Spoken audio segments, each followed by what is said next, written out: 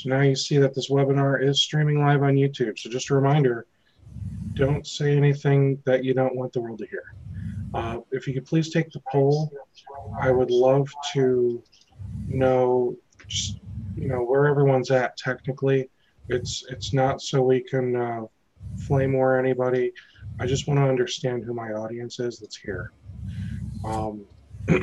So currently we have everyone that has filled out the poll. The majority of you currently help clients with websites today. There are a few people that have said no. There are a few of you that insist on managing the website and domain name, but many of you have actually said no to that one. Do you have a document created that outlines how to migrate a domain or website? 2 of you said yes. Everyone else said no, and that makes sense. I mean, that's why we're all here. Is today we're going to make that document. Do you have any web design clients today? So this is specifically if you're doing design work, and that's about half and half. And then DNS. Do you understand DNS for websites and domains? We did get a sort of. And nobody has anything specific that they're hoping to learn. So I'm feeling pretty good about all this. As people join the webinar, I'm going to turn them into panelists. And I know I've said it a few other times, but I'll say it again. My goal with making everyone a panelist is that everyone will participate and will have something to contribute. If you don't want to, totally cool. You can leave your mic off. You can leave your video off. The only thing making you a panelist does is give you the opportunity to speak and be seen at your own free will. So with that said, hello everyone. My name's Steve. It is after 1. We are officially started. Today is the webinar for a documentation party. I've had a lot of fun doing these documentation parties, and today's party is for website and domain migrations. And I've invited Howard to join me. Howard, if you could maybe give a little introduction about yourself. Sure. My name is Howard Spaeth, located in Bergen County, New Jersey. I primarily do website creation for my business. I do some IT work, but I mainly do websites. I take my clients from step A to step Z, everything between migrating domains, creating domains. If they're on a existing hosting and they're not happy, we do a migration over to a server where they are in control. Same with their domain. So basically, I help clients go from not being happy to being happy and where they are in full control of everything.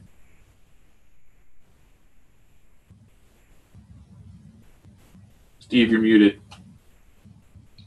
Awesome, thank you, sir. I did just hit the little button to share the results with you guys of the poll, just in case anyone here is interested to see what those answers were. So I also just posted a link, a bit.ly link, so everyone should see that in the Zoom chat. If you don't see that, it's okay. Ideally, I'd like all of the conversation to either be verbally or in the chat. So I don't see any reason for anyone to hit the Q&A button. I think we can use just the chat for all of our communications and listen and talk. That said, feel free to open up that document. This is for all of us to edit and turn it into something that we're all going to be happy to use. So let me open up my agenda here so I don't forget what we need to do. I want to start with domains. Howard, who do you use for registrar when you register a domain? I mean, it really varies. I know sometimes best practice is usually to keep domains away from hosting accounts. I usually tend to have my clients register domain someplace like GoDaddy, Namecheap, there's network solutions. But I usually tell my clients go through GoDaddy. Sometimes they'll say, well, can we just kind of keep everything in one location? So sometimes I'll help clients who just buy a domain through their hosting provider. As far as security, I usually like to do them separate, because if one account is hacked, God forbid something just happened, they hack your GoDaddy account, that's your hosting is, well, then they can get everything, and then they can really have their fun. I use SiteGround for web servers, but as far as domains, I usually use GoDaddy primarily.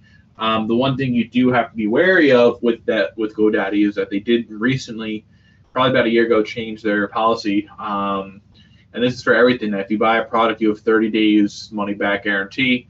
After 30 days, they do not give you your money back, nor do they give you any kind of credit. So once day 31 hits, you're out of whatever you spent. So you got to really think of what you want your domain to be. That makes sense. Yeah. Personally, I do everything as far as domain registrations with Google Domains. It's probably not the cheapest. It's $12 a domain, and I don't think I have to pay any tax. I'm in Ohio, so I don't know if that matters for tax with other states with Google Domains. The reason I go with Google Domains is, honestly, their interface is super simple. It's minimalistic. It looks exactly the way you would expect anything made by Google to look, but it also has, everything I need. It lets me register the domain. When I search for domains, it has a ton of top-level domains available, like the .coms, .gurus, .whatever. It does DNS. It does all of that. It offers free, what's the word? Privacy, registration privacy, so that way I don't have to pay extra to hide my name and contact information from people that are trying to scam me into paying them for the domain registration. It also, I like that they've got a little drop down, so that way, do you have Google Apps? Yes. Hit the little drop down and bam, all of the Google Apps DNS entries get plugged right in for you. You don't have to deal with any of that. So that's what I do. So when it comes to domain registration, my way of doing it and Howard's way of doing it are two very different methods, and I did this intentionally because I'm not going to sit here and tell you this is how you're supposed to do things because this is the right way. That's not how technology works. There's 10 ways at least to do any one thing. You may not like 9 of the ways to do it, but that doesn't mean that there's 9 wrong answers. So, Howard, it sounds like you prefer when the customer purchases the domain and takes care of all that themselves. I kind of prefer they buy I'll help them, buy their domain, but I'd rather it be registered in their name, their business name, and then they kind of just give me the username and password. This is just because I have seen circumstances where a client does not own their domain, their business name is not on there, they're not even anywhere listed on there. And if that's the case, well, then it's up to whoever is who the domain is registered to give it up. They don't have to if my client's business is not on there. The company whose domain is registered, they can just say, well, too bad, it's with us, and go find another domain. Can they take them to court and get it back? They can. But it's also, is it really worth the domain? Granted, it's your company, it might be your company, it might be a subsidiary of your company.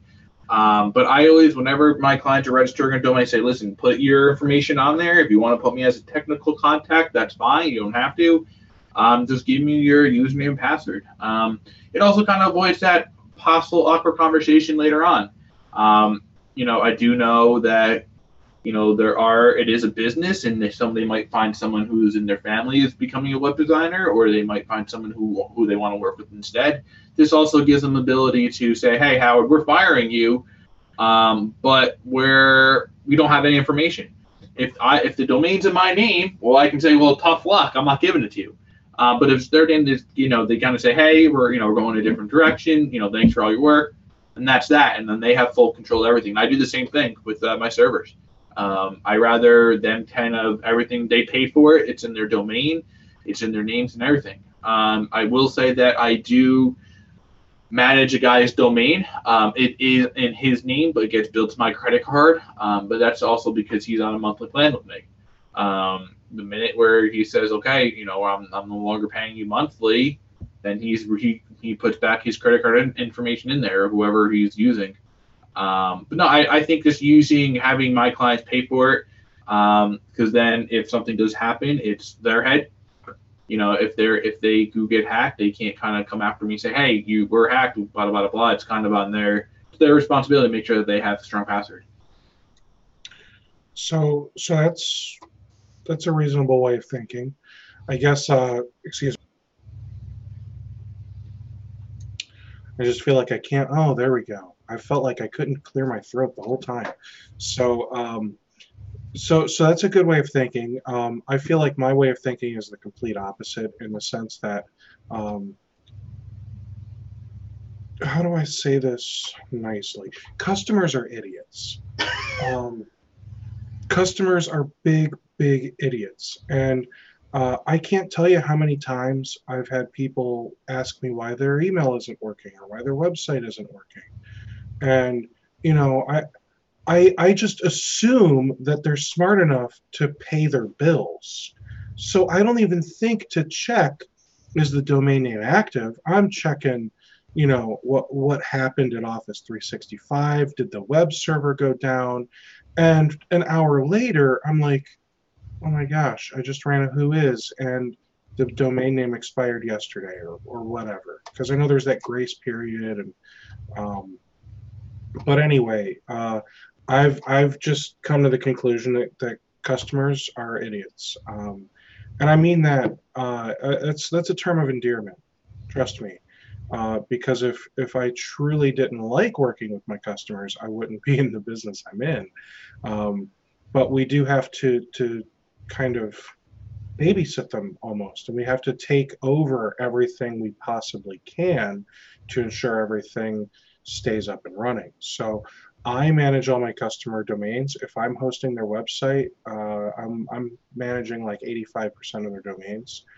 I include it with the price of hosting, and it's just easier for everyone this way, because honestly, if they screw something up and didn't see that the domain name is expiring or whatever, sometimes it costs them extra. I know with GoDaddy, like, what do they give you, Howard? A 30-day grace period, and then after that, they charge you an extra $100.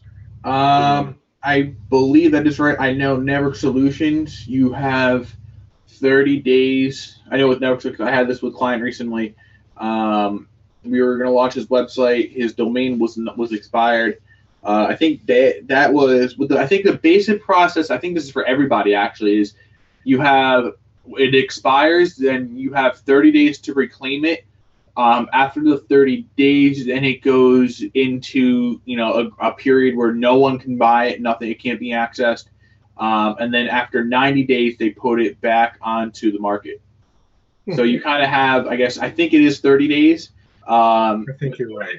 I think it's with everybody. You have about 30 days to put it in, pay for it, make sure, but you will have to pay a restitution fee. I know with Namecheap, I believe their restitution fee that we had to pay was around $35.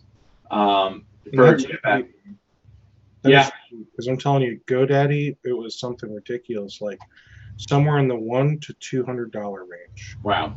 And I feel like the answer or the reason is, why not? Because they can. Yeah. It's a quick way, and I guarantee I wouldn't be shocked if about 80 to 85% of the people who have a domain, and a website, they forget that they're actually that they expire.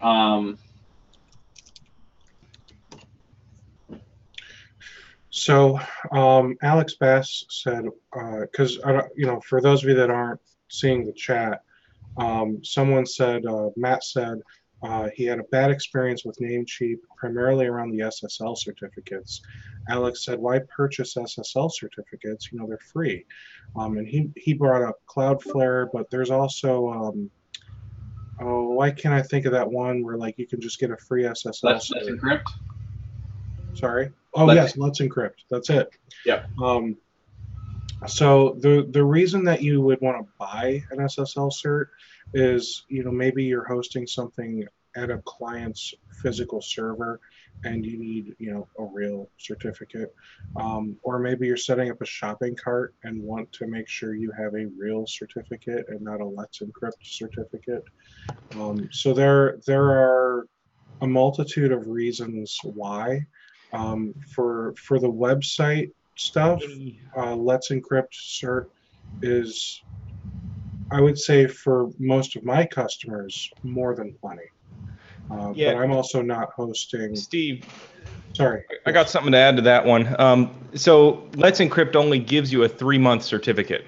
That's the main deal with it, and it's purely for websites. Now that certificate is good and it works, but you also have to renew it every 3 months.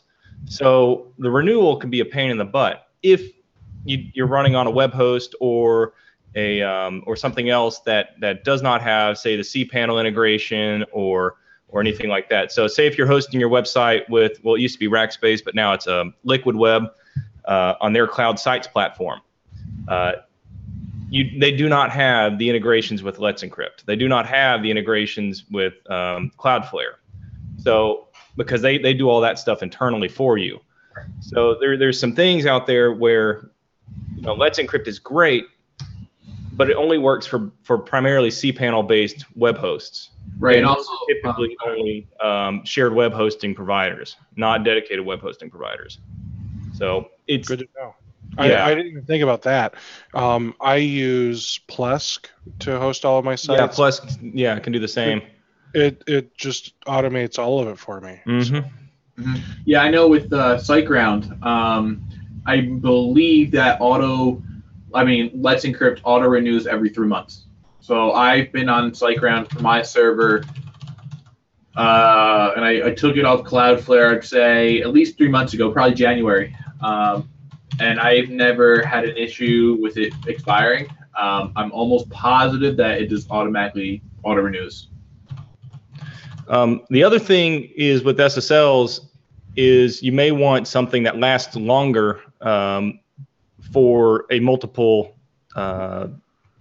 website, and also use it in addition on, say, remote desktop session hosts or anything like that. So you could buy a more expensive SSL that's not just dedicated to a website, but still use it for your website as well.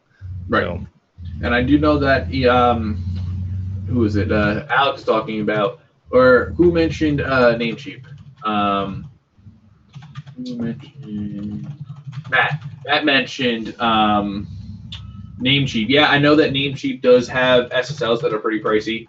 I know perhaps I should just clarify my statement earlier. The issue with Namecheap and the SSL certs was we were picking up a multi-domain wildcard SSL cert for an Exchange server that the client wanted in-house, and they had existing hosting and products with Namecheap, so it was required that we use Namecheap. Mm-hmm. And after we went through the purchasing process, we found out that Namecheap at the time, I don't know if it's still valid at the time, Namecheap resell Komodo certificates. Yep. So as you purchase it from Namecheap, they pass it on to Komodo, and then when you want help or trying to figure out where the cert is in the process, we were getting battered between the two, and it took like 5 hours to try and get it back. I ran into that same issue with one that I had purchased through, I think it was just SSLs.com, and it was a Komodo certificate, 3 years, and I had to rebuild the remote desktop session host, and it was an absolute nightmare getting that certificate recertified. So, yeah. I blame Komodo mostly because I think Komodo withdrew a lot of stuff, but I mean, I totally understand where that frustration comes from. Now, alternatively, we also had a client who we use DigiCert for, and they are pricey as hell, but their support is phenomenal. Like, you call them up, and like within 2 minutes, you got somebody on the phone, you got a new cert in your inbox. The support is unbelievable. But then it should be at that price. Yeah.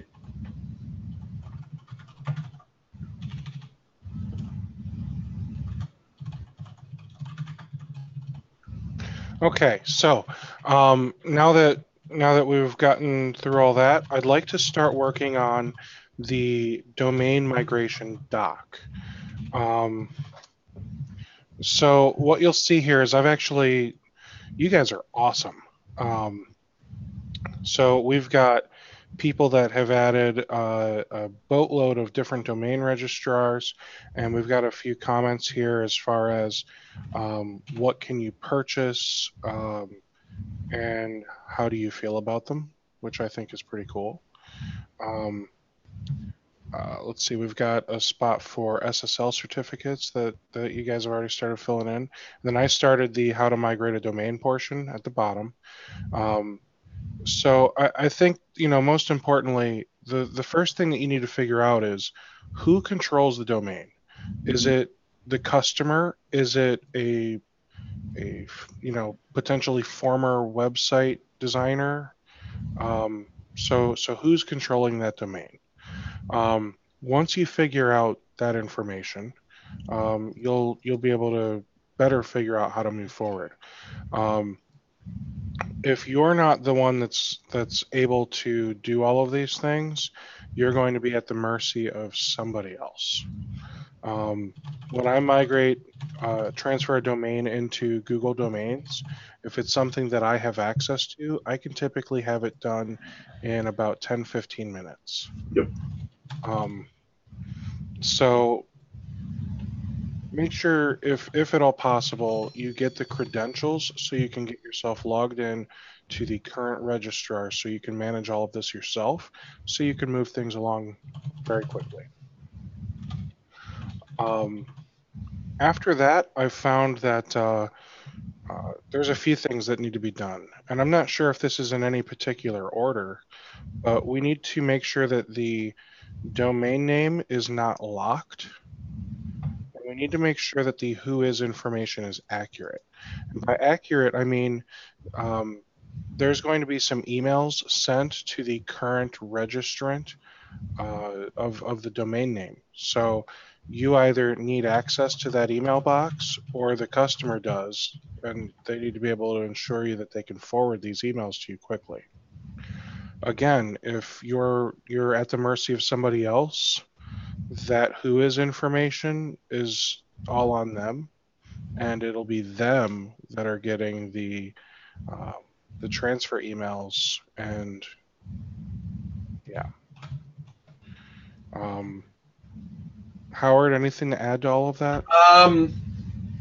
No, I think you pretty much hit on the head. I do know that I ran into a situation where actually, well, no, I think you hit on the head, but I do also know that you can, let's just say, Steve, you're hosting a client's website and they want to migrate to me. If the account that your host, that the domain history is on GoDaddy, and I have a GoDaddy account, they can simply also just move that domain to another account without migration. And that also works for TierraNet. I did do that, so I do know that Google does that too. You don't necessarily need to do a migration from GoDaddy to GoDaddy. It's a simple Just, hey, we're on this is on GoDaddy. We need to transfer to another GoDaddy account, and that takes all that process really takes is you put in who you're transferring to. They confirm that they're accepting it, and that's it. And I've done that. I registered a domain for a client. It was on mine. They set up a new GoDaddy account. I transferred it in. They confirmed it. Took maybe 15, 20 minutes total. And the nice thing about doing an internal transfer like that is now you also don't have to pay for that extra year of the domain. Correct.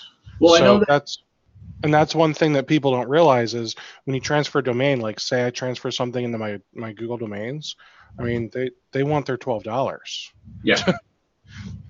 Yeah. No, I also know that I believe it's Namecheap. If you transfer it in, it's like $10, but you're actually paying for an extra year right on top of that. So that's that also works as well. I'm trying to add a line here, Steve, in the document, and it's not letting me. Where? Underneath Liquid Book. I want to put TierraNet in there. It's not letting me.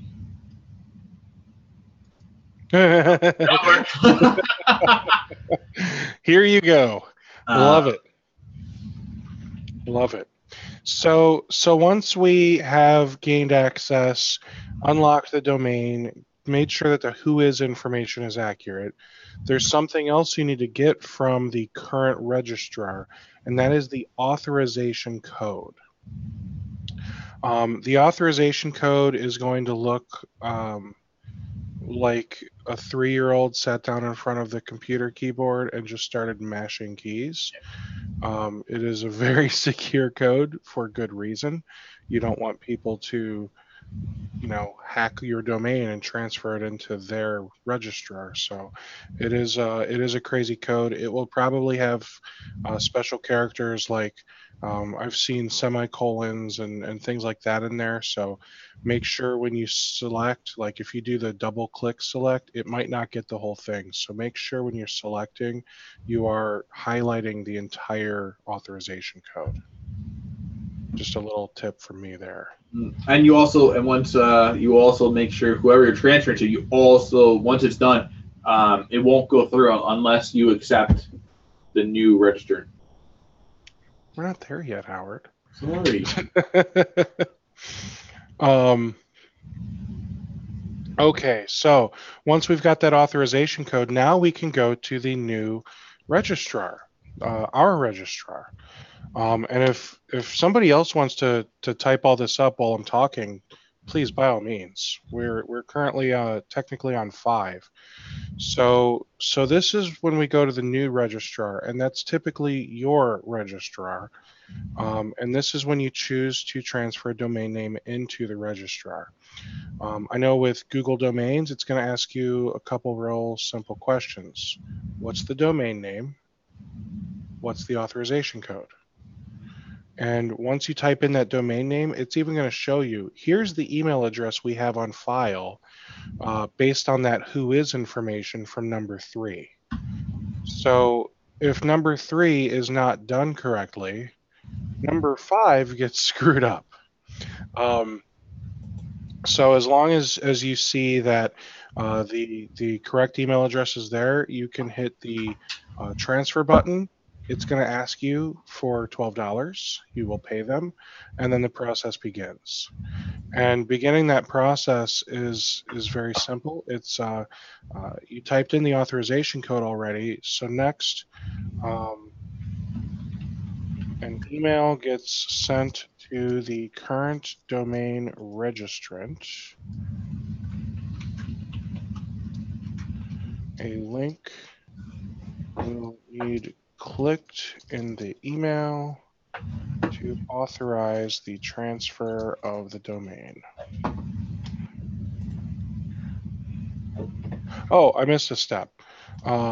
Google will ask what whois information you want on the domain. Also, if you want it to be private. I recommend going with private. There's no reason you should want jerks to be sending you letters with invoices for $50 to renew your domain. and transfer it over to them. Mm-hmm. Is there anything else Google asks for when initiating a transfer? Do they ask you about DNS? They ask. I think they do. So, and that's the other thing we need to think about. So DNS, we need to make sure we get a copy of the zone.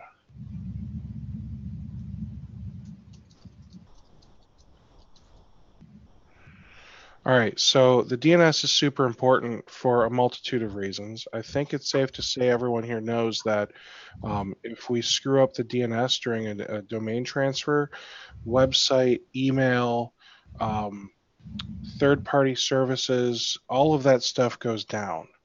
And I'm pretty sure you would have a very disgruntled customer if you if they hired you and their first impression of you is, "Oops, everything's down." So, what do you do for DNS stuff, Howard? Well, I mean, what I usually tend to do is obviously you got to look at where their email is, where everything is. If they're running, Exchange at 365, I generally will either leave the name server where it is and just do an @record at the new IP address, or if they're just using something like Google Suite now that's called, I will just copy the records and do a name server over to the new server, and just do an MX record there. It really depends. I mean, some people just, because for instance, I have a colleague of mine who's an IT guy who does a lot of their Office 365, Exchange, and, he doesn't want anything getting messed up. So we just say, hey, leave everything where it is and we'll just do an @record. It really depends. Sometimes we change it, sometimes we don't. Depends on the situation.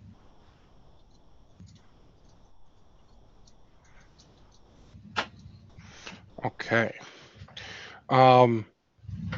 So for me, DNS is pretty cut and dry. I move DNS as well. DNS goes to DNS Made Easy. DNS currently, before you make any changes, the DNS could be managed at the registrar, so it could be at GoDaddy or Namecheap or whatever. It could be managed at the web host.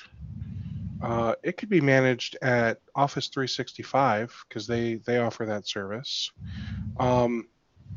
Rarely have I seen a DNS managed by Cloudflare or something like DNS Made Easy or another DNS service.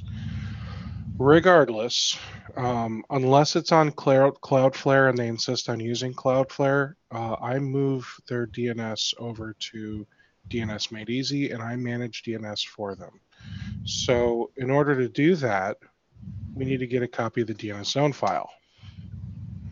And once we get a copy of that file, you're going to see a bunch of things: A records, and MX records, CNAMEs, and a bunch of other things. I'm going to open up my DNS Made Easy management console. It's not like I'm going to show you anything in here that is going to get anybody in trouble because, DNS is pretty public. Does everyone agree there with that basic statement? Okay. Well, unless they have, DNS is pretty public, so. All right, so I'm going to share my screen. We are looking at TaylorITGroup.com DNS. Okay, so here it is. Yay, DNS. So I'm going to just quickly go through the different types of DNS records that you're going to see and why you need them. A records. These always point to an IP address. An A record is what allows you to say, my domain name points to this IP address. This is the server for our website. That's clearly going to be super important. CNAMEs.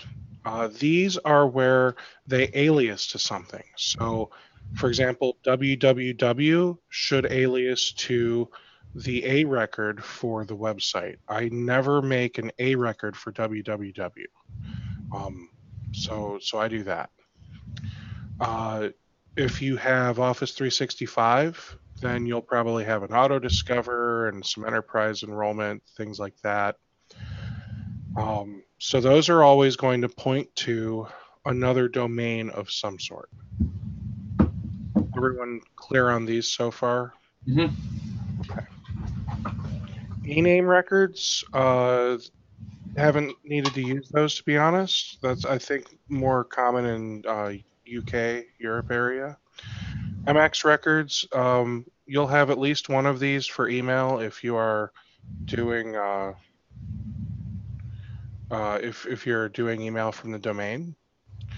HTTP redirection. So here's a perfect example. Google.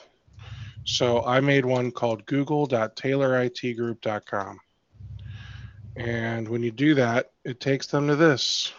You can leave a review. That easy. So HTTP redirection takes a crazy domain name and helps you make it something easy. Text records. I truly have no idea what some of these mean, but I do know that the SPF record is what you would create an SPF record to manage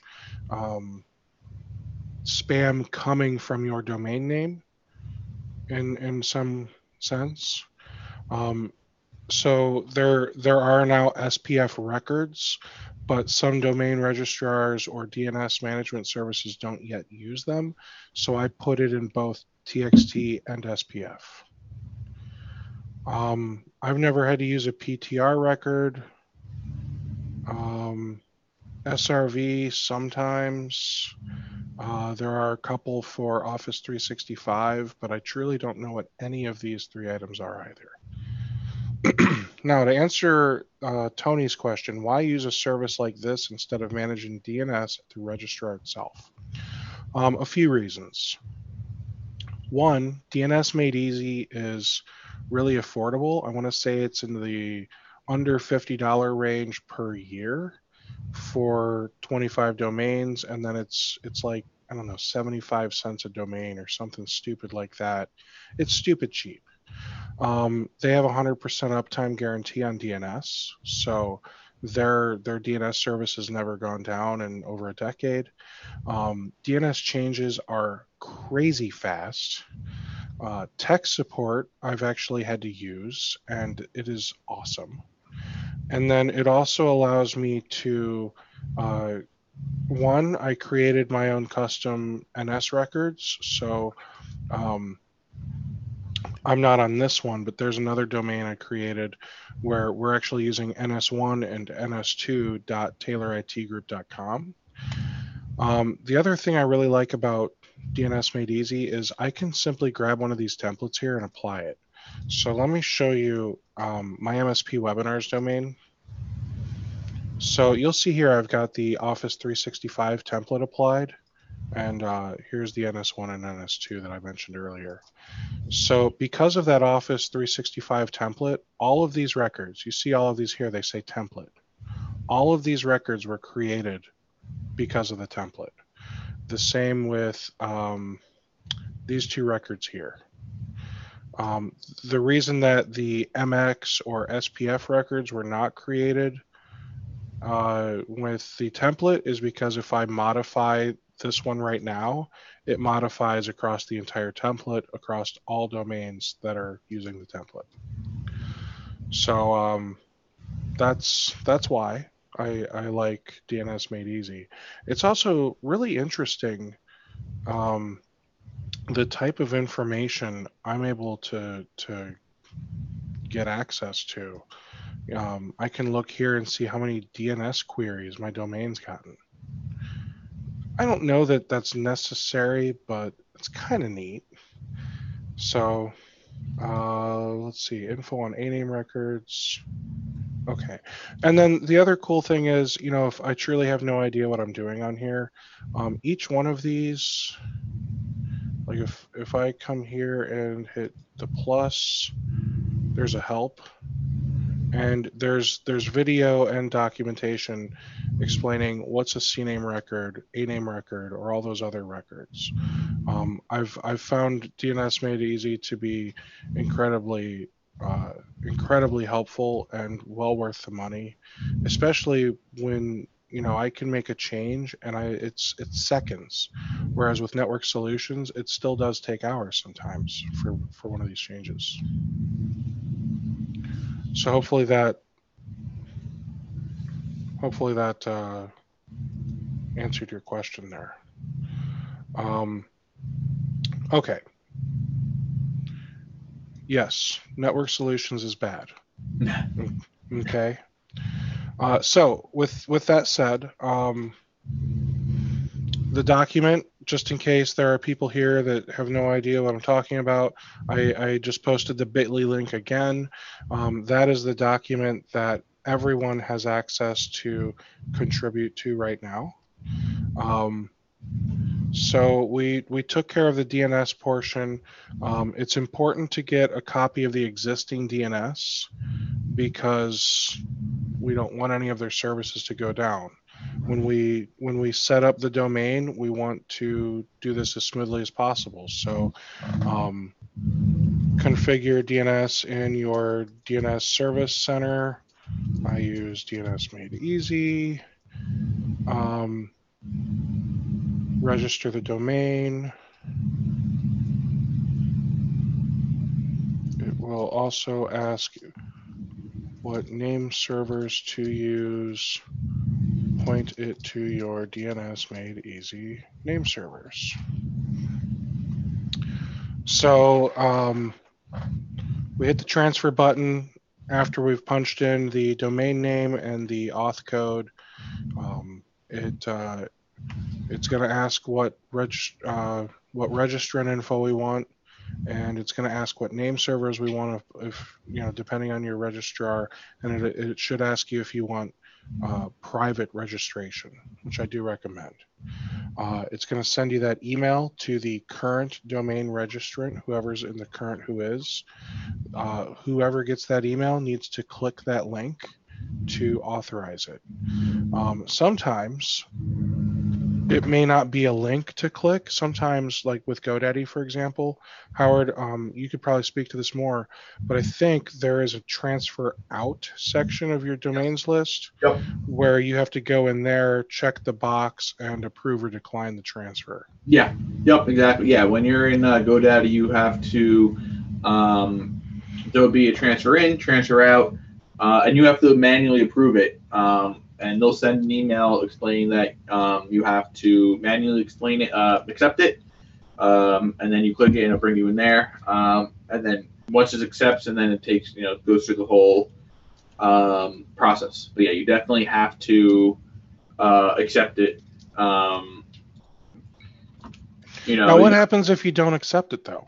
It just doesn't. I think after a week of not accepting, I think it disappears. I'm not 100% sure because I've never had that happen. Tony just said 7 days it cancels itself.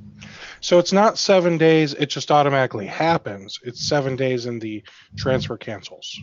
Right. And if you don't accept it or reject it within 7 days, then it's kind of like you have to do it again. I had an issue where I was trying to migrate a domain from Dex Media. I don't know if everyone is familiar with them, to GoDaddy. And we tried to do a domain, and it didn't go through at first. And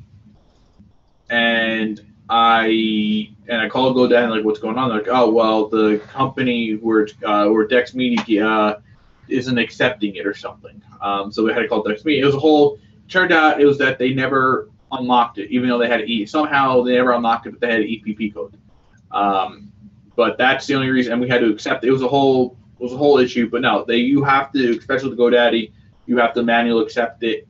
Namecheap, I believe, as soon as you accept it, that's all you need to do for them, so you don't have to manually accept it. It depends on each provider. I know GoDaddy, you have to manually accept it. Namecheap, you just accept it in an email and it does it itself, and then it'll give you alerts once it's done. You can go down to on their website. It says in parentheses, it'll show like a different color. What's going on, waiting for outgoing server confirmation, and then it kind of goes step by step by step.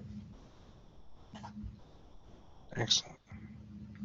So Namekeep's really good for name transfer, for at least domain transfers, because it kind of gives you step by step, what's going on, what's the next step, what are we waiting for, et cetera, et cetera.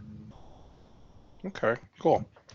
What happens next? So, I mean, let's say we authorize the transfer. Now what?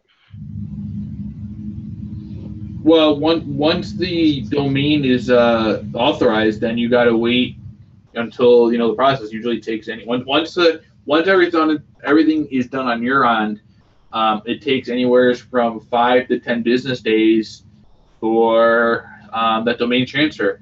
What happens is Namecheap, GoDaddy, whoever you're using, or Google, they will contact where their domain is registered and said, hey, we got a domain transfer.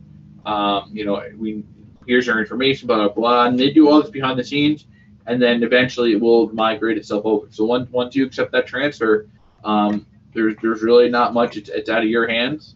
And then Google or whoever else will do the rest of the legwork. Isn't there some kind of key or something that needs to be entered? The only key you really need is the EPP key. And is that the authorization code that we started with? Once you unlock it, once you get the EPP code, you confirm yes, and then you send an email confirm. That's it. It literally is. That's it. That must be a GoDaddy thing where there's an extra key or code or something. That I'm thinking. Not that I'm familiar with. So I think Howard's skipping over a step or two. So you get the EPP code from the original registrar. Then you take that code, and the new registrar, you enter that into the control panel when you go to start the transfer. And then after that, there's emails that are sent from both registrars or saying, hey, are you sure you want to confirm that this is something you want to transfer? That's what Coach Steve's talking about. Yeah. So, yeah. And then from there, that's usually how, then it just kind of, it's automatic at that point. Okay. So once we punch in the transfer code, the auth code, whatever, and then the transfer is accepted, we're done on our end. Is that accurate? Great. Let's move on. How to transfer a website. So I think this one is going to be much more involved. I'm not going to say more difficult because we're going to make this super awesomely easy for you guys. So with that said, there are tons of ways to transfer a website. There's also tons of different types of websites that you could transfer. What's the most common type of website you guys are working with these days? I know what my answer is. Yeah, I know what mine is too. Alex said PHP. WordPress for me.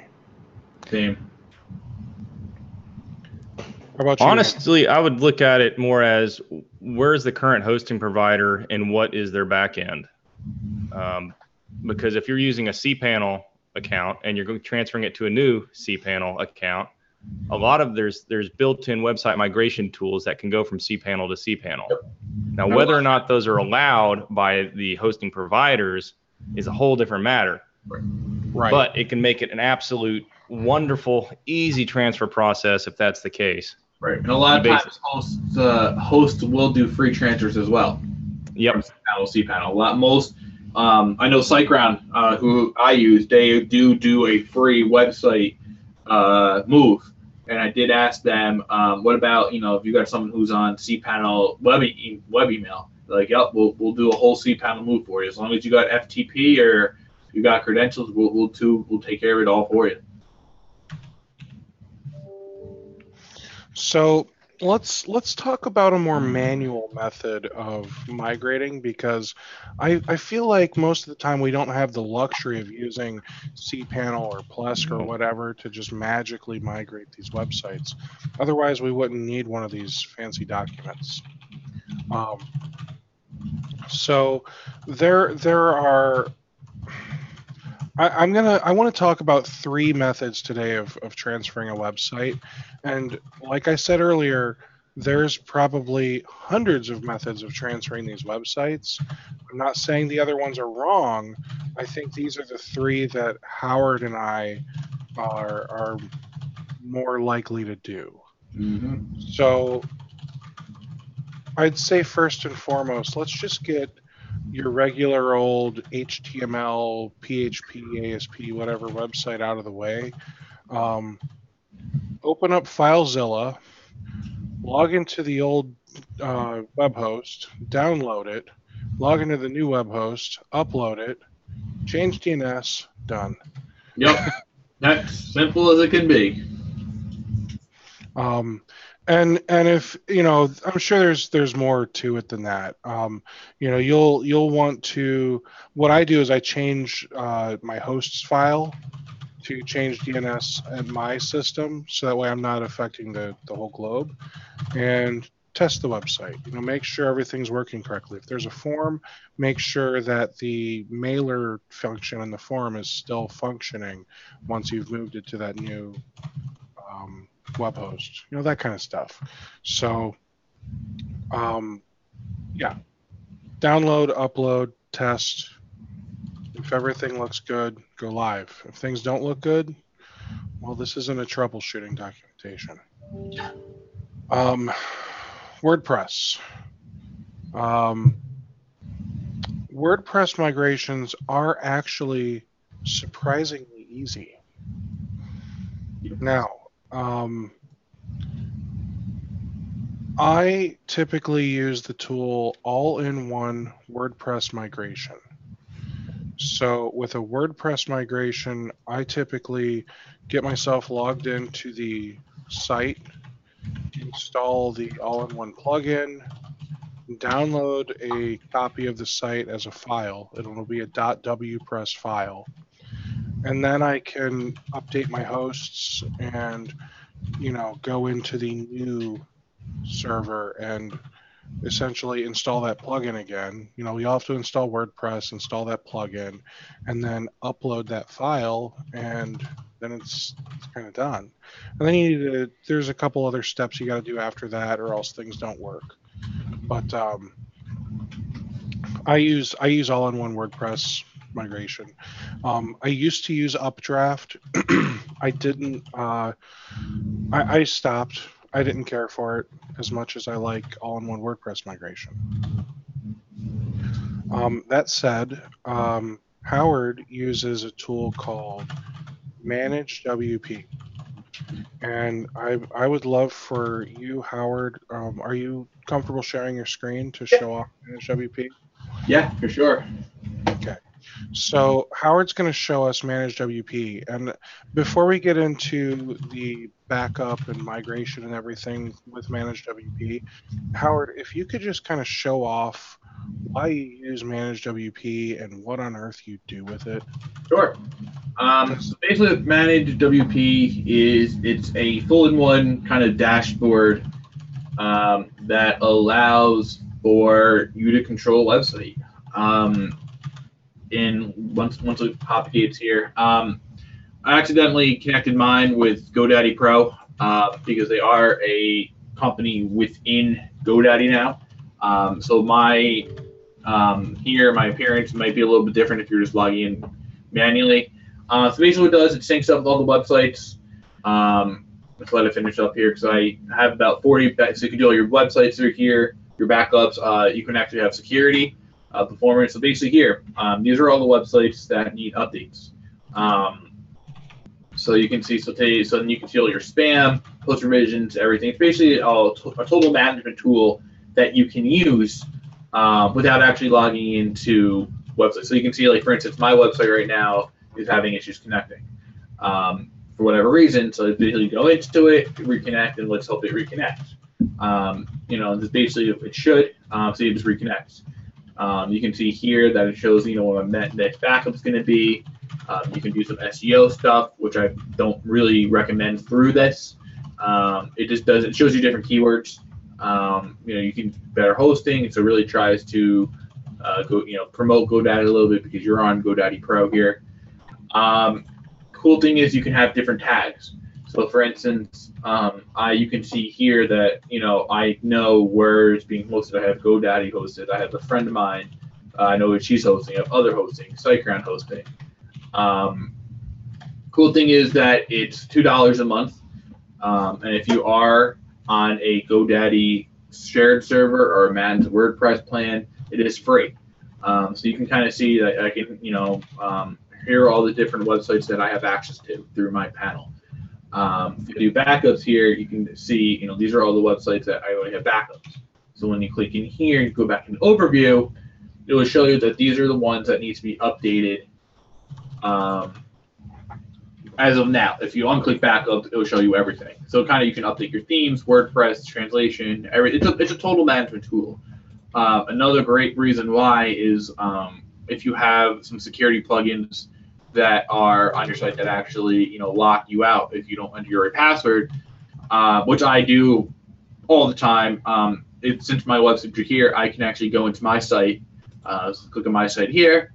You click WP admin, and actually will log you in, and you can unlock your IP address or something else. So it's definitely a tool that allows you, if you forget your username, you still have access to your website. It's $2 a month per site, and then all these extra add-ons. So, for instance, security, I believe is 90 cents extra. So you pay per website. You can white label the report. So if you need to give your clients a monthly report of exactly what you did for that month, what you spammed or what you updated, you can white a client report, and you can actually add your logo and all that neat stuff. So I find it very valuable for me because, as you can see, I back up 31 websites, so I manage 31 websites. It just allows me to have more control and see what's going on. Really cool thing is, especially with a GoDaddy site, is this website here always consistently goes down.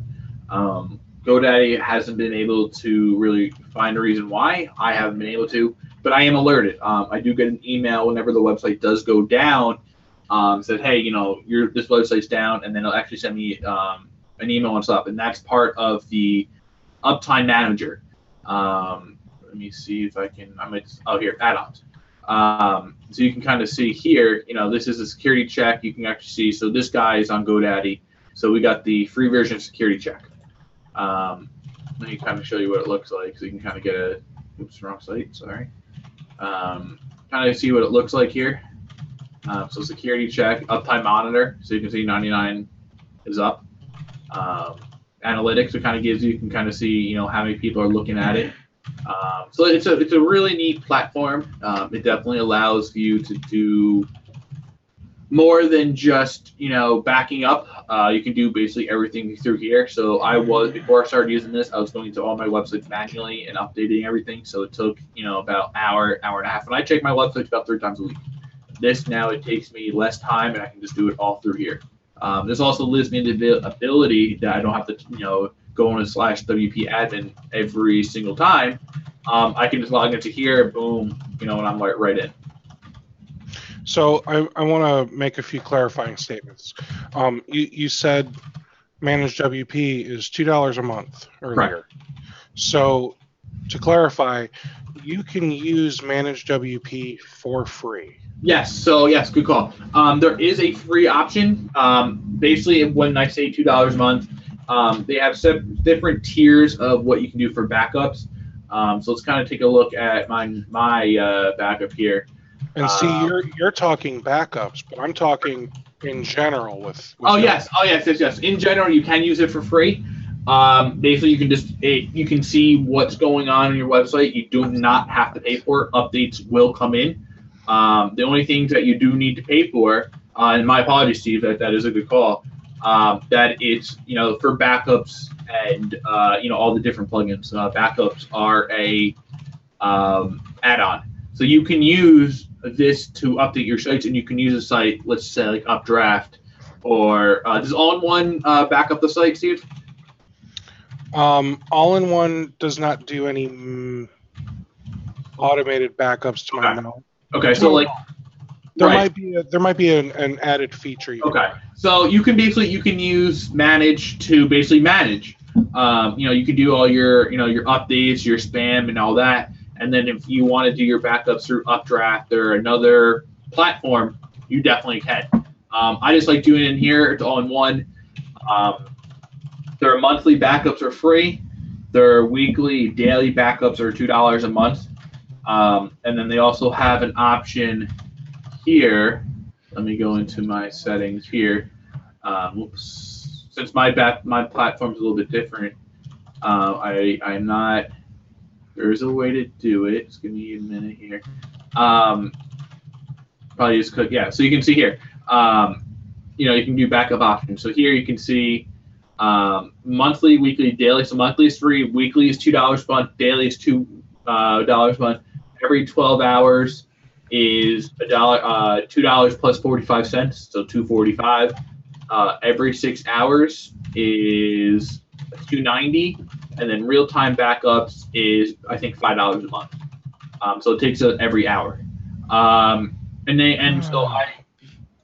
So I usually recommend, depending on what's going on, I do daily, weekly and daily. The same price. I just do daily. I think it's a little bit easier. And you do have the option of putting this on Dropbox as well. Backing up to Dropbox. But when their backups, it goes to a separate server off-site. I believe that they are using AWS, and it works great. And their support is very good as well. That's pretty much a quick, 5-minute overview of Manage. Awesome. So I too use Manage.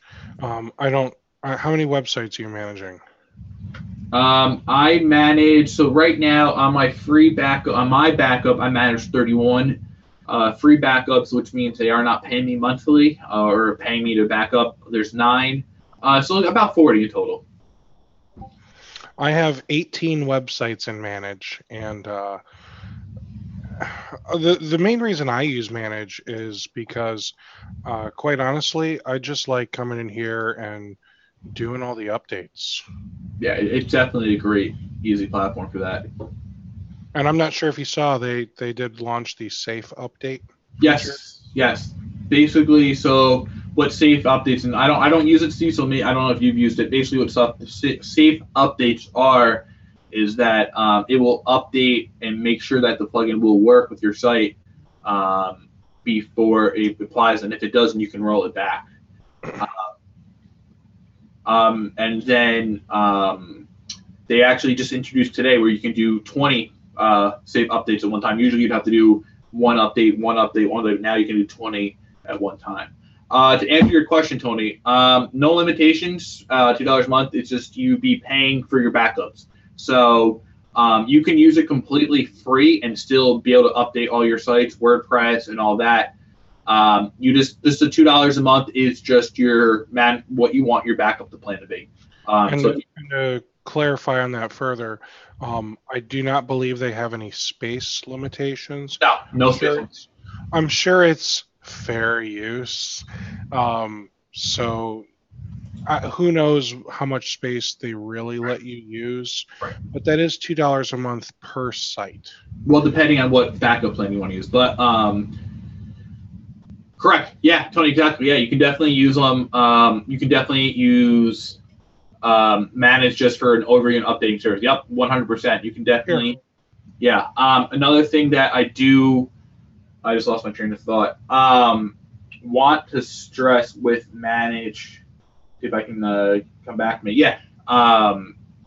You basically. So another thing is that that it works through a plugin. So basically, let's just say your plugin somehow gets deactivated, your website won't get backed up. Or let's just say it can't sync. The plugin on WordPress's side itself deactivates itself after 10 minutes of non-connection. So let's just say if you, whatever reason, if you somehow disconnect your website or remove it from the managed platform, your website after 10 minutes will get deactivated on the actual website side. So they're really kind of up to date as far as what's being connected, what's not, because every time you log in Manage, it wants to sync with your website to basically make sure that it is working properly. And if you can't sync, it will say, hey, you have a 403 error, you have a 503 error. It will tell you what's going on, and that's why it's a great platform. Yeah, Tony, like you're saying, you can definitely use Manage as a platform. Recently, they are starting to introduce the ability to do security with non-WordPress sites. So you can definitely, for that 10%, Tony, you can definitely use, PHP or HTML. You can actually add that security feature that they offer. You can't do backups yet, but I think that is in the works, where you can start updating or backing up HTML, PHP sites through here. I just don't know when that's going to happen or if it's going to happen, but I do believe that they have been talking about it. And there's actually a great Facebook group that most of the developers who work with Manage are in. You can just literally type in Manage WP users on Facebook, and it works great. I comment if I have a problem, and sometimes the developers will get back to me real quick, or sometimes I got to offer, send us a support ticket. But I will say I've been using it for a little over a year, and I'm like I said, I manage 31 sites. My bill has never reached more than $55 a month, and that's for 30 websites. Because I get charged. I somehow when they introduced their new platform, I was already a member, so they gave me a 10% off a month. So I'm actually paying $1.80 per website, and I do my backups once daily. So. And just to clarify, I did a refresh here. So Howard, this doesn't refresh your view automatically? As far as what? When I log in, I always have to hit this button up here to make sure I'm seeing the latest. You don't have to. I know as soon as you log in, it will automatically sync with the website, websites that you have. It said last updated 13 days ago, and I'd been logged in for 10 minutes. Oh. It might be because you're using the free version, right? For most of them. Yeah. Yeah, that might be why. Because that last update was 13 days ago. I know that when I log in, my sites are just automatically there. And if I do something like an update plugin, whatever, through FTP, I just hit sync and it works. It might just be because you're using the free updates. It's very possible. I don't know the answer for that, to be honest. It might just be because you're on the free version of it and you're not paying it.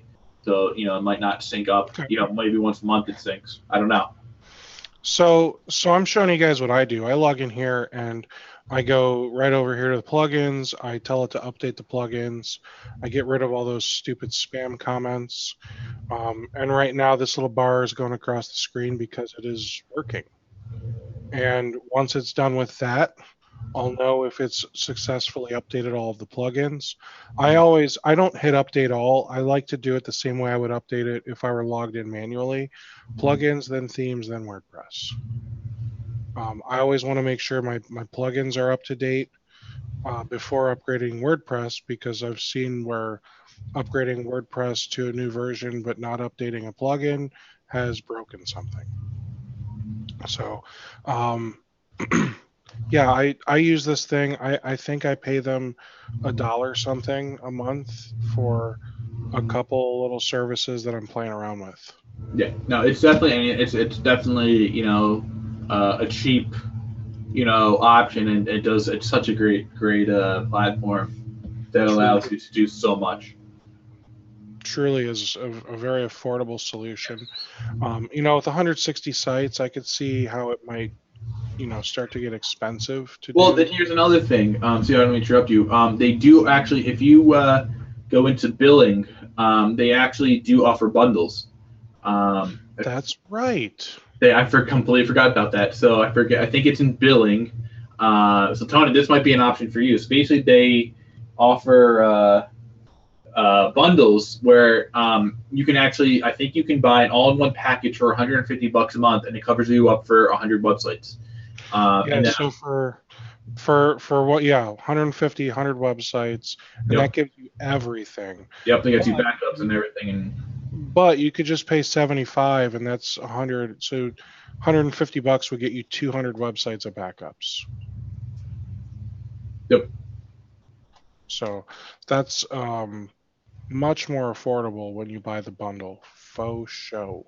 Yeah, that's why they introduced it, because they realized if you're running 160 sites and times 2, that's pretty penny. That, you know, if you do it, you know, $75, you can back up 100 sites. So it's definitely. Mm-hmm. And it's awesome that for 160 sites you can actually get it cheaper by buying 200 sites worth. All right. So with that said, let's move on. So we've got 2 methods of migrations that we got to show off, and we've got just under 20 minutes to do all this, so that way we can also make this document. So Howard, let's show people how to migrate a website using Manage WP. All right. So there are 2 different ways that you can do it through Manage. So I'm actually taking over this client, their kitchen organization. So I already have a backup. I'm not updating anything. So once again, my backup area is a little bit different because I am running through GoDaddy Pro. Unfortunately, I did that accidentally. So here you can either clone it. So you hit clone, and then you actually have to buy it. So if you're on the free one, free backup, you have to buy the add-on, and they don't charge you the full $1.80. They kind of prorate. So if this is going to be here for a couple hours, let's just say, they will charge you something like 30 cents.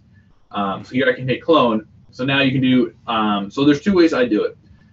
You can do same domain on a new server, and you actually do an existing website. So sometimes I do the same domain, but sometimes it just times out. What I ended up doing is I create a new install on their server. Once that server is done, I add that site, the new install, to WordPress, and then I clone this site over that. Or we can do the same domain on a new server. You enter the IP address, and then you enter the database information. Steve, which way do you think we should do it? Well, I would say that same domain on a new server is probably going to be the most common way. Okay, sure. Of us doing all this. Okay. Yeah. No, like I said, I usually do that first as well. Let me just get their username here. Okay, it's not there, which is no biggie.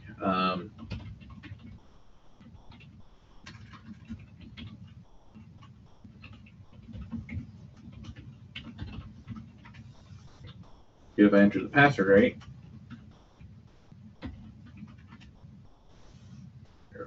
Oh, because it's not Kitchens. It's Ken Bauer Inc. Sorry about that.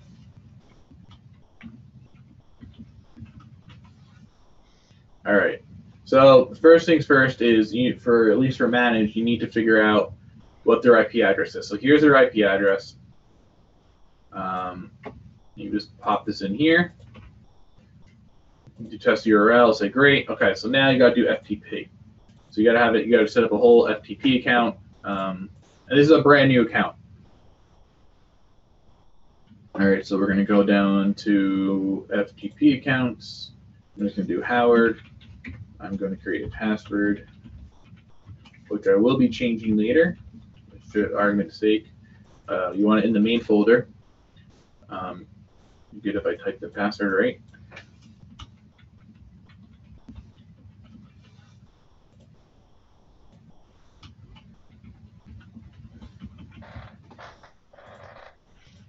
Why is it not?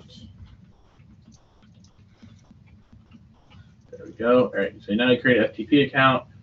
Come into here. You do Howard at kenbauer.com.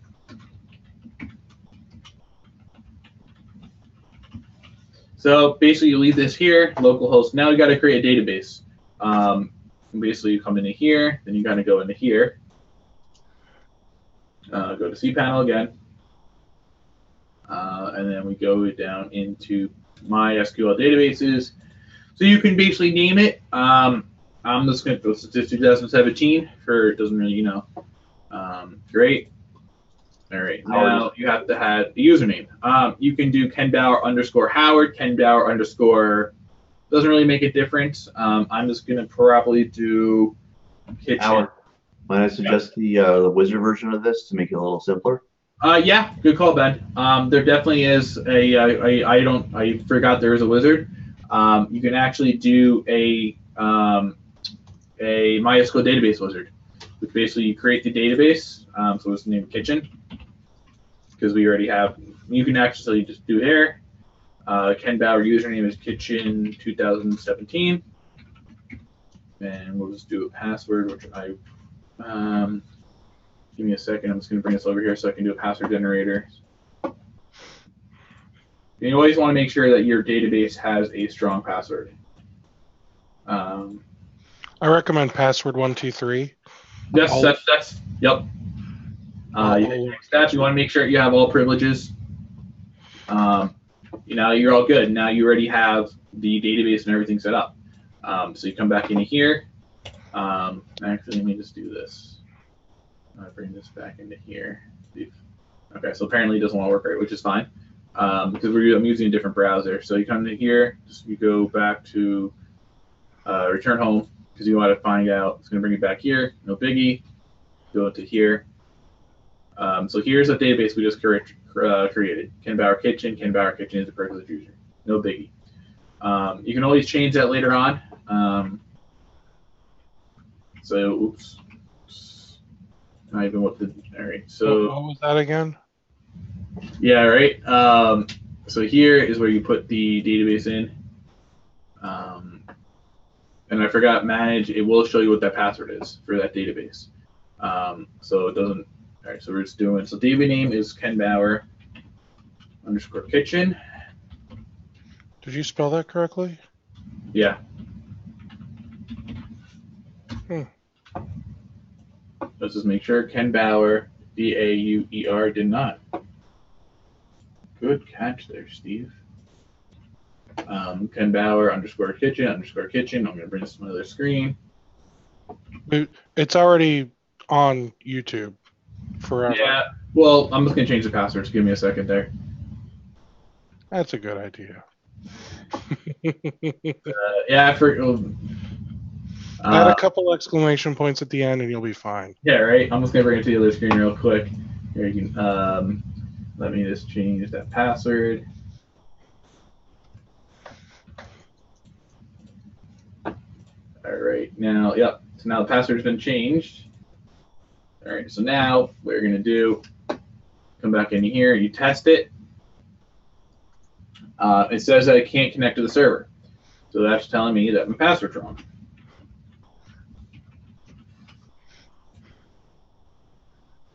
So you say whatever, let's see, why is it not? Sometimes it gives you issues. So I'm actually going to change my FTP password here. Yeah, so sometimes with this, it does have little blips. All right, so that is, let me bring this back over here. As in, this rarely works perfectly. Yeah. See, this is why, it's not, for whatever reason, it's not connecting. So what we can do, because it's still pointing at the other, and it might be because the IP address. You can actually do this by IP address as well.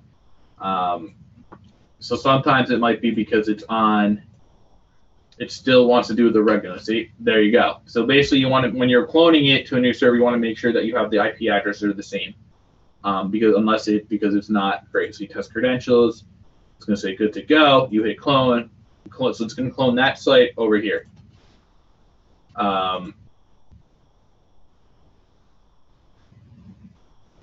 Yeah, Tony, I mean, it's usually the other way. It sometimes works better as far as doing FTP, PHP, MyAdmin. This is more of a tool that makes it go easier. The other way, if I just did WordPress over WordPress, it would have been done by now too. That definitely does work better. So now you can see in the in the background here, that basically it's going to take the whole backup. It just takes whatever's there, and then it will see where it goes. It should. Sometimes it's this isn't a terribly big site, so it should be relatively quick. Hopefully it doesn't time out, because I've had websites where it gets to 99% and it times out. But I mean, from this, basically what it's going to do is it'll say that the website is done. I know, Steve, you got to do your migration as well. From here, what it should do is say website is done. You click here to view the site, and it should pop up the IP address. And that's it. So I don't know if we want to wait, Steve, because I don't know how long this is going to take. It's hard to... Sure. It's really hard to determine how long it's going to take. So my method, I feel like my method is a lot easier. So if one of you guys could go to that document, I started typing up the Managed WP Platform document part, but squirrel. If someone could type up what I'm doing for the number 5 all-in-one WP migration tool. So I'm going to log into one of my clients here. I'm also going to log into my Plesk.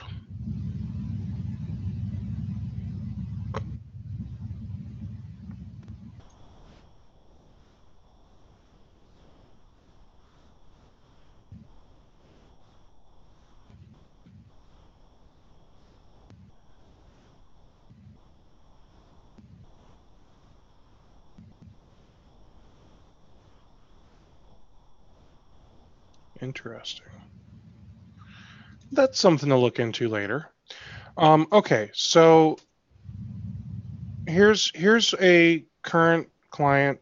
I've already got the all-in-one WP migration tool installed here, but if we were to come in here and hit add new, I would just typically type in all-in migration, and then it should be in the top row here. There it is. So it's installed, it's activated. Now I can come over here and I can hover over it and I can choose export. I never play with any of these advanced options. I export the whole thing. These are all do nots. Export to file. It's going to prepare the website into a file. And then it's going to allow you to download said file.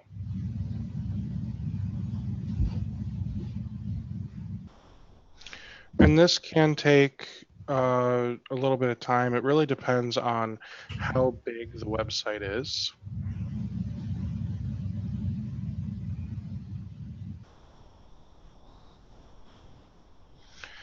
Once we're done creating this file and downloading the file, it's going to download a file directly to your computer. It's going to be a .wpress file. Once you download that, what you would do is in your web host, you would create your domain, your new customer, your new domain. I would use the web host to install.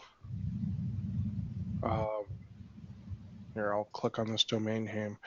I would use the web host like a Soft Aculus or one of those tools to install WordPress. Get logged into WordPress. Install the all-in-one migration tool, and then upload the file. So I feel like this is a lot easier. So here's my wagonin.net, blah, blah, blah, today's date, and a bunch of other crap.wpress. So now it's going to download this 256 meg file. So I could come over here to taylorvoip.com. I can click login. Hypothetically, this should work. Continue, that's a new one. I'm used to doing this from Chrome though. Howard and I are playing with this new browser called Brave. It has so here. To say it does have its quirks. So I can come in here and I can hit import And once this is done downloading, I can literally just drag and drop this WPress file onto here, and then it's done. In order to gain access to the new WordPress, typically it's going to be the same URL, the same domain name. So you probably are going to need to hop into your hosts and add the IP address and the domain name, so that way you can log in and work with this. Hey Steve, Tony asked a question, and I'll repeat it. It Yes, says please. all-in-one WP have limitations. He goes, I thought there was a recall. I thought there be I thought I recalled there be size limits on the free version. There are on the free version, and I did end up purchasing, I want to say 2 of the plugins. So there is the unlimited extension. It is $69. You have an import limit of half a gig without this extension.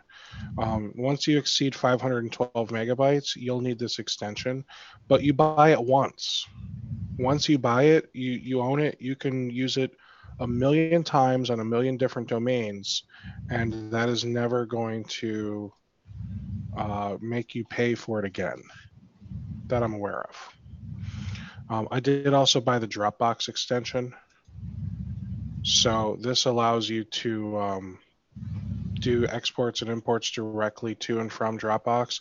And it also has a backup scheduler. So if you have Dropbox and want to use something like all-in-one WordPress migration tool, you spend the $100 or the $170 if you need both.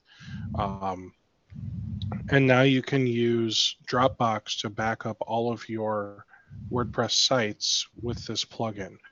The upside is you're probably going to save a ton of money compared to managed WP. The downside is there's no central management, which means you have to log into each one of your domains and check to see that the backups are working correctly.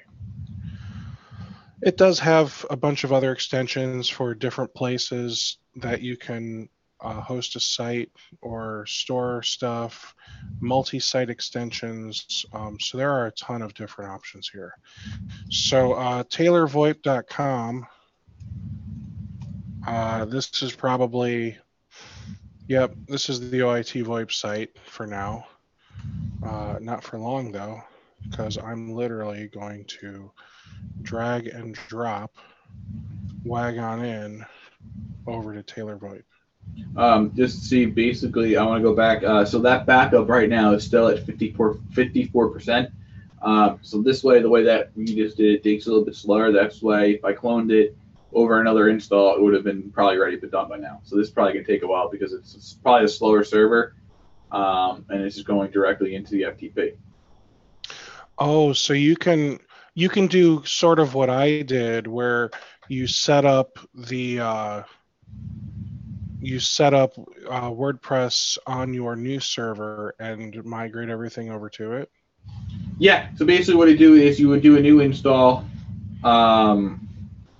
You do a new install over, a brand new install. You add that to the dashboard, and then you have the ability to clone the website over another website. So you basically can have a plain empty website with the newest version of WordPress, whatever, and then have that site and clone, let's say, Ken Bauer Kitchen over that new install, and then that new install would be Ken Bauer Kitchen. So does it require DNS, or can it do that using IP address? As long as because basically you're adding your new install, right? So let's just say on the SiteGround server, I do a new install of WordPress, add that to that managed dashboard. And how are you accessing WordPress without DNS working correctly? Well, because you can do it through the IP address. You just do one whatever their IP is /WP admin. But once it's installed, you can actually access WordPress. You could do the host files, yeah, for sure. As Tony's saying. Well, host file locally, but right. I guess my confusion is, how does managed WP know how to access this this website. Well, it's all through the plugin. Basically, what you do is on that new SiteGround, you install it's all through the plugin. You install the plugin on the new server, on the new site. You add it to your dashboard. It'll show up as like my blog, whatever it is, because you can log into that through once the install is done. You log into it. Once it's done, you log in, it shows it, and then you add to your dashboard, and then you clone it over, and then that's pretty much it. Awesome. Yeah, so that like right now I'm still at 55%. Yeah, I'm winning. Yeah, right. All right, But, so that's what I usually do it. It tends to build. It's a little bit easier and quicker. I don't know why it's not even a big site. It's 287 megs, so you'd think it'd be done by now. So it shows, but that's why mine's going so fast. Yeah. Mine's 256. Oh, That's why mine's way faster. Way faster. Okay, so with that said, have we covered everything for everyone? You guys feel like we missed something?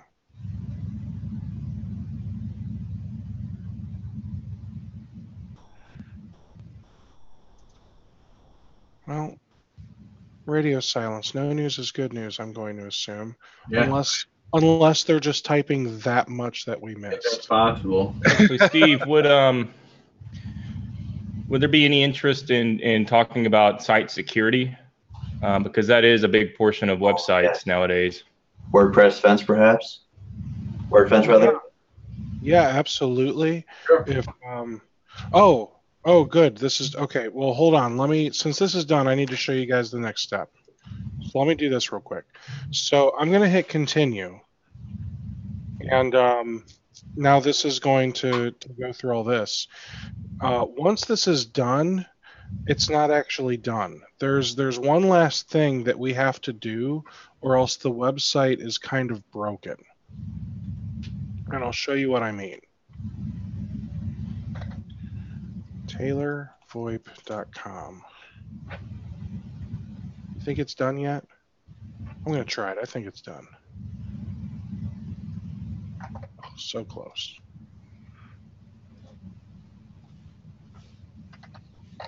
I'm at 56% now, Steve. Okay, so here's what happens when you go to TaylorVoip.com. And if we click on services, you're greeted with this really scary looking error message, right? 404, document not found. That sucks. What you have to do is, for whatever stupid reason, you have to go in here to settings and permalinks. As Tony just said. Okay. Oh, good. It's in staging mode. So I'll get logged in here real quick. Copy password.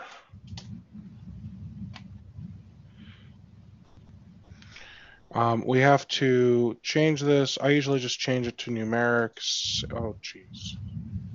Hit save and then change it back over to post name, and then everything just magically works.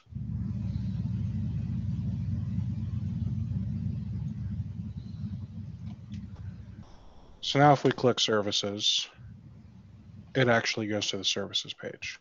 So I just want to make sure that you guys are aware that if you see a crazy error like that after you've migrated a website, it's probably something really mundane that makes absolutely no sense. But there you are. So site security. I know that was that Andy that brought that up? Yes, and Ben. And Ben. Yep. So Andy, is that something that you'd like to speak on? I don't deal a whole lot with WordPress websites. My past has primarily either been direct PHP websites or things with databases or things with I think Joomla 1.5 and the early versions of version 2 of Joomla were the things I've kind of messed with. My main concerns are just basically if you're moving a basic website, be aware of the types of forms that are there and be aware of how the data is being sent through that form. A lot of times especially nowadays, I see websites that get either hijacked, or there's a bunch of random named folders on the site whenever you go look at it. And it's entirely due to basically either script kiddies or guys out there that basically forcefully use the form in an incorrect way in order to upload a malicious file to the website. And that file will either, when it runs, it'll either download more things, which is typical, or it will, when somebody will send a link out to an unsuspecting user, either via email or some other third-party website, and it will say, hey, you need to call Microsoft and all this kind of stuff. So how, if yes, we are hosting their website, but at the same time, we're also we need to keep in mind things that are security related, because that is something that we can sell. When we migrate their website, say, yes, this is a basic PHP website, I can migrate it, that's not a problem. But I would also like to have a look at how your forms are being done. How if some websites, one of my clients' websites that I host for them, it's a public access. If after you log in, you ask for username and password, but after you log in, it allows people to upload and download files from basically an FTP site. So that's something to be aware of. Is if you have the ability for file manipulation, if you have the ability to submit anything, how is it being done, and just be aware of that, because that is something that a third-party entity could very much want to take control of and use for their own malicious purposes. So right. I don't know in WordPress if there's ways to prevent that. I'm very new with WordPress, so I'm just been kind of stumbling along with it. But I know in early versions of Joomla, early versions of Joomla 2.0, there were a lot of issues like that were being caught and addressed, which ended up with their 2.5 and then 3.0 releases that addressed those in full as much as possible. Right. So, I start speaking to kind of the back end. You can have plugins such as like WordFence, which is more, if someone's trying to hack your website, you can block them permanently, or you can basically lock them out immediately. So, for instance, I don't use admin because that's what a lot of robots use. So, if someone types an admin, they automatically get blocked permanently. If we have time, I just brought up on my own screen on a new window one of the things that I use WordFence on, if you would be interested in seeing of what it looks like in the first place.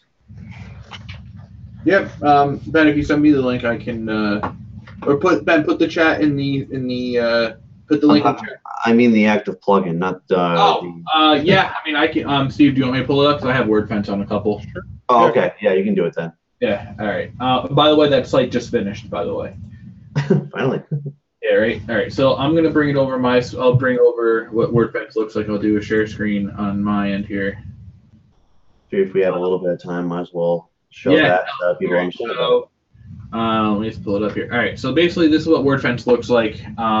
You can basically see firewall enabled, scheduled scans, all this neat stuff. So basically, we could do a scan. The free version comes with a weekly scan. So it does a scan of everything, so you can see what's going on. Scan credentials, it does all this.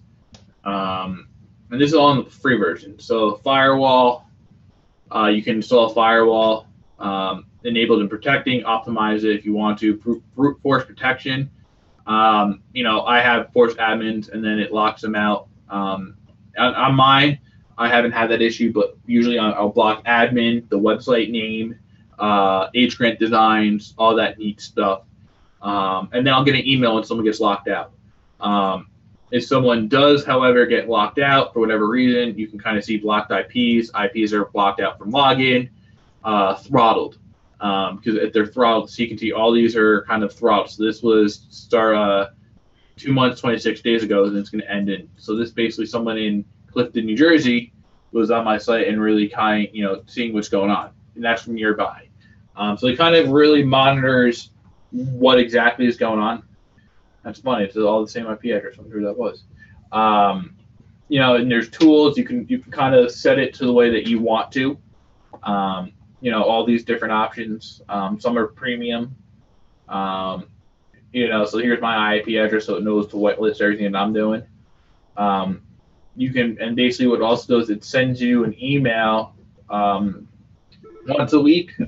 Usually, I think Mondays, the start of the week, of what's going on. It also will send you emails when plugins are outdated. So for instance, I got I believe 3 emails this morning saying, hey, plugins need to be updated. And here's all your different settings. Here's your brute force. So you can lock out how long they're locked out. So you have 5 minutes, 10, 30, you can go all the way up to 60 days. You can lock out immediately, username, security. This is a great plugin.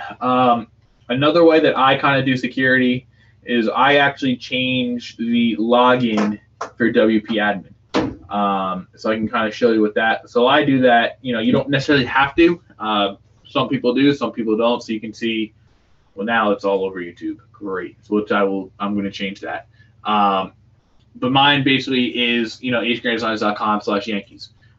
Some people just leave it as WP admin. You can see, and I also don't use admin as my username. So basically, I forgot. So basically, if I go to WP admin here, it's going to say this feature has been disabled. See, this has been disabled. So then if I go to /Yankees, it will show me the login screen. So you don't necessarily have to change it. I do. It kind of takes it to another layer. And then I just have a strong password. I don't use admin at all on any of my sites because that is what hackers will look for. That's pretty much what I do as far as security. Change that, add word fence, check the websites 3 times a week.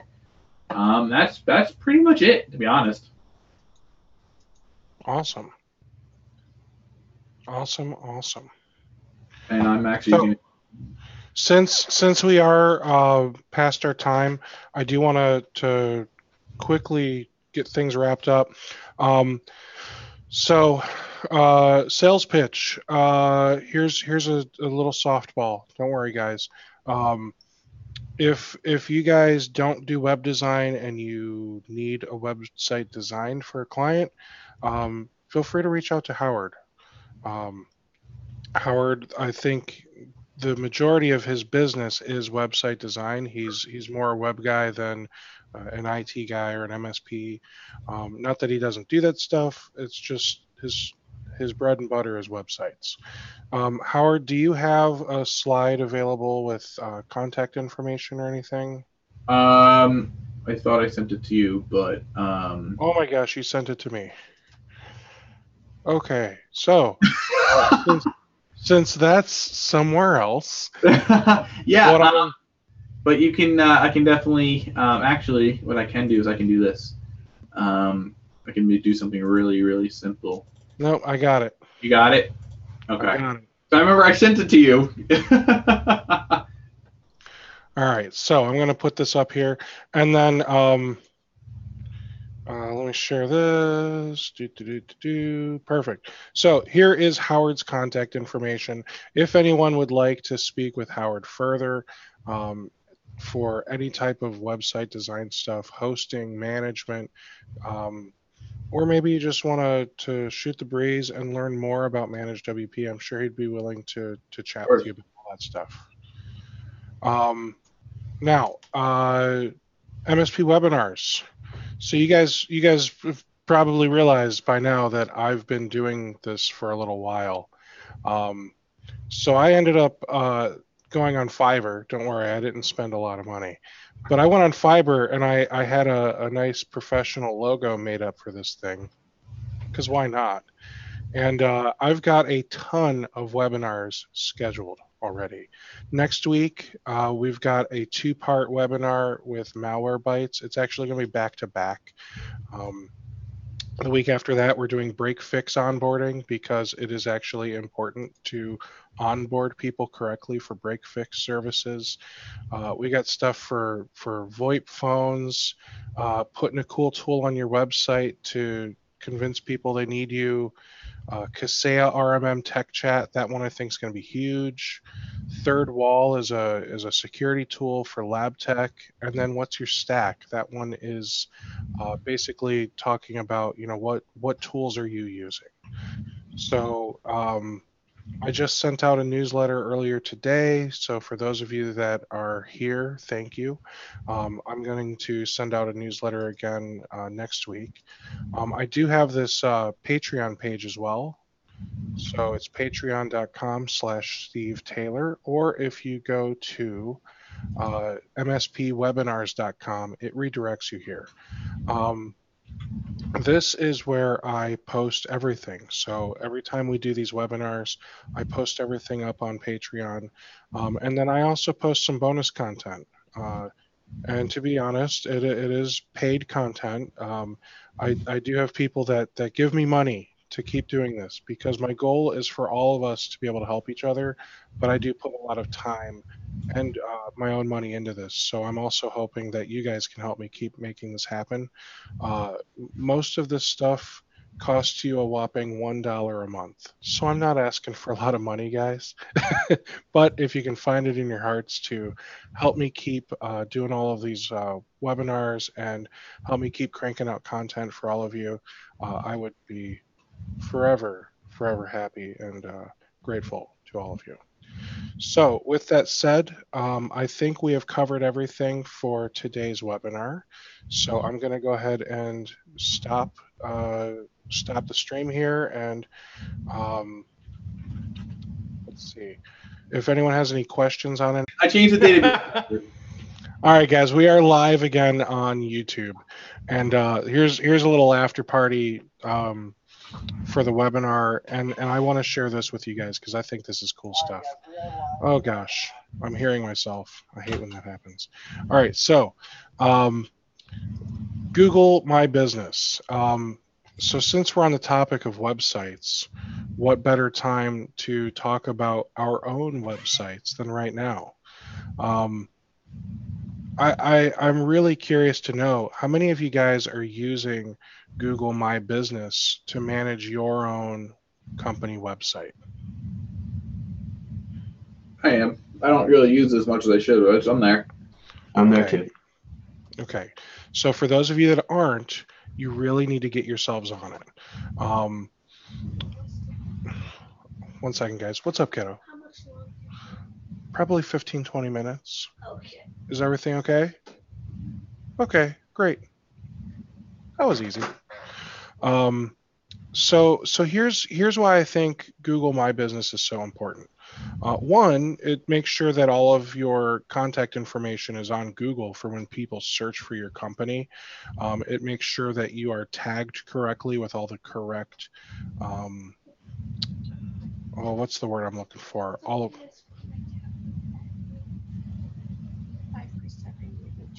Okay, go ahead and grab it. I don't know where the charging cable is, but here's my keys if you need to go out to the car. Okay, I swear she might not bother me again. All right, so here's the reason I like looking at the Google My Business. Insights, these are huge. I can actually see how many people are seeing my information. I can see my reviews. I can even see there was a spot somewhere that showed me how many times people clicked my phone number to call me from a Google search. Where was that? Oh, I got to click the Insights button over here. So this information I just think is so cool. It shows me how often I'm listed in search versus maps. How many times people are clicking to call me, get directions, visit my website. So all of that information I think is super cool, super helpful. And I feel like you should know how your business is doing. I mean, you might think, one person calling me in the last month is terrible. You might think it's awesome, but you won't know how you're ranking without coming in here and looking at this information. And keep in mind, this is only from Google. So there's also Bing, and it's really just Google, let's be honest. All right, so With that said, I also use a tool called Yext. So some people are probably going to say, "Oh, that's just such a waste of money," and other people are going to say, "Holy cow, I didn't believe something like this existed." Yeah, no, So, awesome. so my big thing is, for those of you that don't know, my company name used to be IT Works, and I changed my company name earlier this year. So as a Yext customer, I was able to say, "Hey guys, I need to change everything everywhere." And we updated my information in the knowledge manager, and it literally changed everywhere. Every single listing that they manage was changed from IT Works to Taylor IT Group. So you can come in here and you can make sure that all of the categories that relate to your business are selected. It has the right address. You can even edit the map marker, so you can say, um, here's where the building is, here's where you should walk to, here's where you should park. I mean, it's just nuts that that you have this much control. But the reason that it's helpful for you to know, like, routable, here's where people should drive to with the GPS. And then the routable also helps with Uber. People actually can find my business on Uber, on Apple Maps, and all of that because of this. Phone number, featured message. If I wanted to add one, I could. Description, hours, what days I'm closed. All of this I'm able to manage through here. And then it also manages my Google My Business information, what shows when they search for my company. I can manage my my Facebook cover, which needs changed apparently. And then here's the Uber stuff I was talking about. You can even add trip branding. So if you had a storefront instead of managed services, you could actually have a comment, a URL, and a description where it looks like this when they find you on Uber. So Yext is worth I think I spend $400 a year on this, and I know that sounds like a lot of money, but it really makes my life a lot easier when it comes to managing my business listings across a bazillion directories. So yeah, that's that tool, and then Google My Business, and then finally Facebook advertising. Have any of you guys ever tried to do a Facebook ad? I did one and I got nothing out of it. Okay. So I'm not going to sit here and tell you that this is going amazingly or anything, but I am going to tell you that I'm playing around with the concept of Facebook advertising, and I've already gotten a couple of leads from it. They have not gone anywhere yet, but I'm excited to see where it goes, is really what it comes down to. So I've got this one here, residential endpoint protection, where I'm basically trying to sell a managed service to residential people. And the reason I did residential was because it was easier for me to figure out what my audience is. And what I mean by that is, if we look at residential managed antivirus, I was very specific in my audience. Basically, what I'm looking for are people that are at least 25, who've got some money coming in, at least 40 grand. I want them to have a premium credit card. I want them to be using Hotmail, MSN, Yahoo, or AOL. I don't want them using Gmail, because those guys are usually smarter. Not that I want to target idiots, but we do need to make sure that we're targeting people that don't think they know enough to manage this themselves. I also decided, why not throw in investors and homeowners, and their interests should be something along the lines of having a family, being a parent, that type of stuff. The goal is, with the managed endpoint security stuff, is to help them protect themselves from the ransomware. Back up the computer, get the Open DNS umbrella, all that good stuff. So that way they don't lose all of their family photos, their resume, whatever else they've got on their computer. And eventually I'll figure out how to make an audience that pertains to the business people I'm looking for. But for right now, I just don't know how. And this was hard enough. But if we look at the ads manager here now, you'll see I've got my campaign. And here is where's the ad?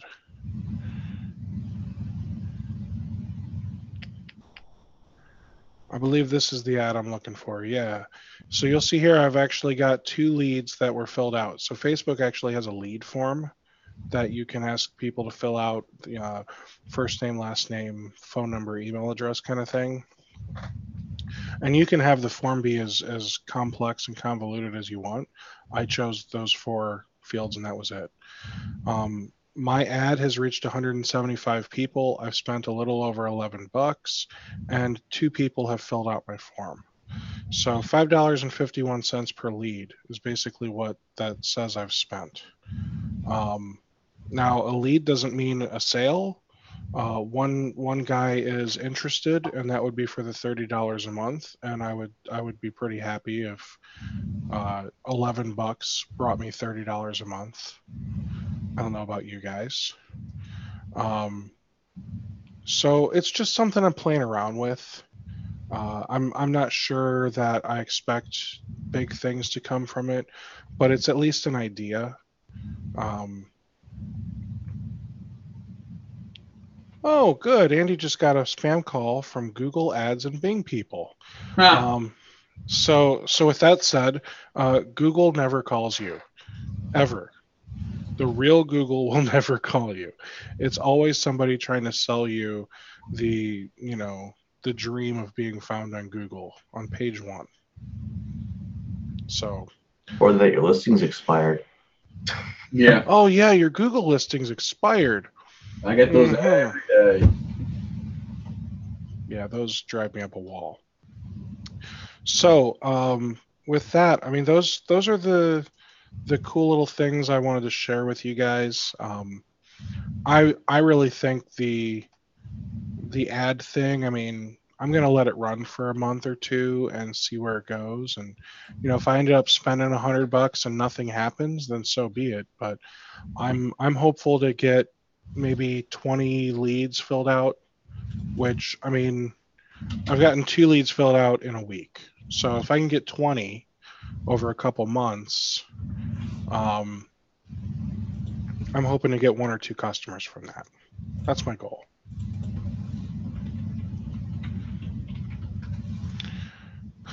All right, guys. Anything else that you would like to review, go over? Nope. Cool. All right. You all have a wonderful afternoon, a wonderful week, and hopefully I will see you all next week at the Malware Bytes webinar. I think that one's going to be a pretty cool one too.